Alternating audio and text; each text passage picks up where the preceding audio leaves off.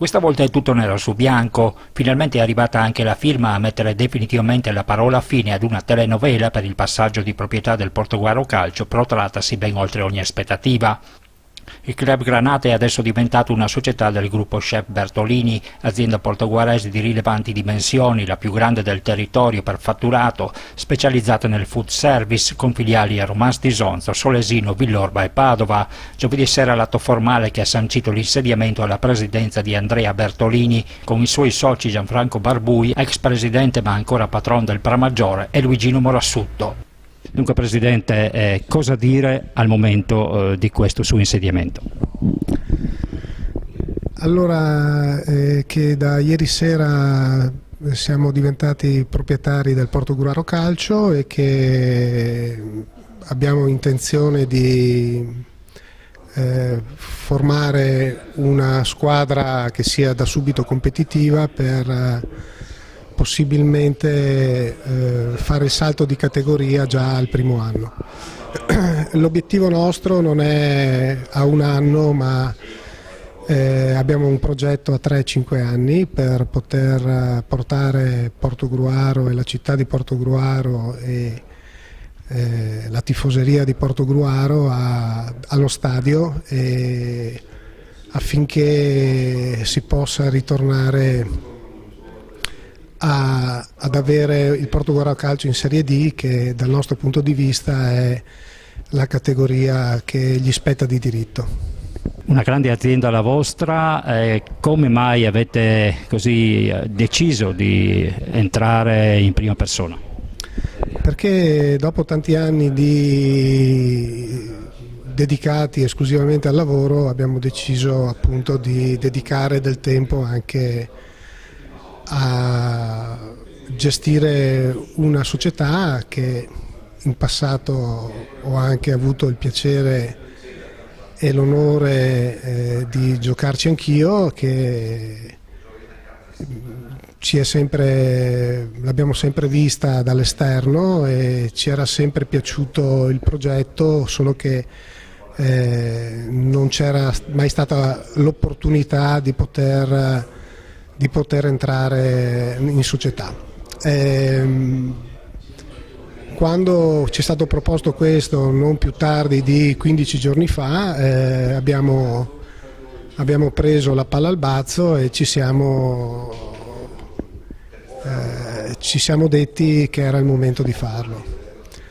Il progetto riguarda sicuramente una prima squadra forte, riguarda il settore femminile che ci piace molto e che cercheremo di rafforzare, e cercheremo di rafforzare soprattutto il settore giovanile, che in questo momento è un po' deficitario, perché Portogruaro deve tornare il centro del mandamento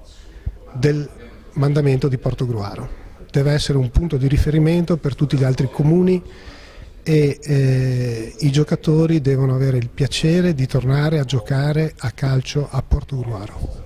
Il ruolo di direttore sportivo è stato affidato ad Emanuele Nonis, il quale nel frattempo non è rimasto con le mani in mano, allacciando tutta una serie di contatti a livello di campagna di rafforzamento e affidando la panchina a mister Giancarlo Maggio, ben felice di rientrare in un Portoguaro molto meglio strutturato dal punto di vista organizzativo rispetto alla sua precedente gestione. E allora mister, nuovo corso del Portoguaro, vecchio allenatore se vogliamo dire.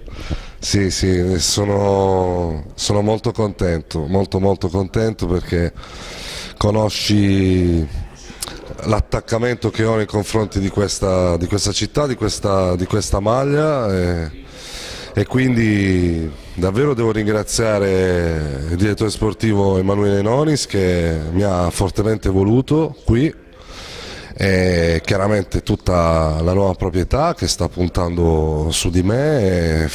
Farò davvero di tutto per raggiungere gli obiettivi che ci siamo prefissati, e quindi davvero riparto più carico che mai. Ecco, già un pezzo da 90 ti hanno consegnato, Stefano Favret, valore aggiunto per una squadra che vuole veramente arrivare in alto. Sì, una rondine non fa primavera, come si dice, però insomma siamo veramente felici oggi arrivare qui e avere questa conferma, vuol dire che insomma il segnale è importante, no? Che si vuole dare a tutti gli obiettivi che vogliamo raggiungere, quindi siamo molto felici, si parte da questo acquisto importantissimo e speriamo di creare un giusto mix di ragazzi che hanno anche dato tanto in questi anni al Portogruaro, che quindi magari avranno il piacere di rimanere con noi, e quindi ora al lavoro il direttore sportivo, ci confronteremo e speriamo di allestire davvero una squadra che se la possa giocare, come ho sempre detto, sempre pensato, ogni partita. È stato presentato anche il primo colpo di un mercato destinato ad alimentare i sogni dei tifosi. Si tratta di Stefano Favret, un nome che rievoca i tempi del professionismo in riva all'Emene, in quanto è stato uno dei protagonisti della scalata che ha portato i Granata nella loro C1. Primo acquisto in casa Granata, Stefano Favret, una vecchia conoscenza del calcio portoguaro che era. Hai scritto tante pagine importanti con questa maglia e ritorni, diciamo, per così rinverdire un po' quelli che erano i vecchi fasti.